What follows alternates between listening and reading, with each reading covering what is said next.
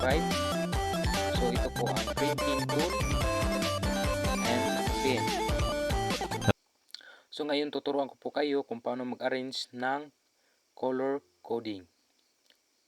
So ito po ay crossover. Pagkatapos mo, so ito na ang UTP cable. Ikat mo sa crimping tool, tapos kunin mo yung balat, i-arrange mo lang ang color coding. So ito po ating gagawin.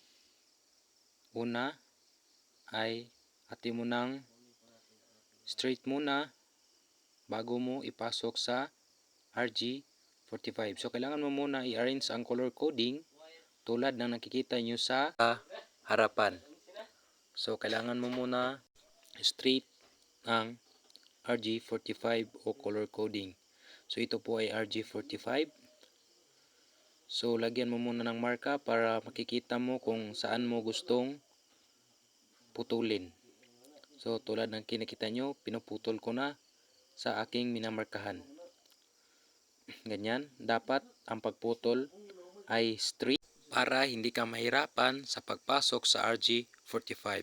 Tulad nito, madali ko lang itong napasok dahil straight po yung pagkaputol ko.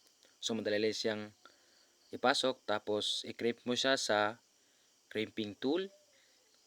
So lakasan mo para hindi siya makukuha. Kahit anong gawin mo, hindi siya makukuha dahil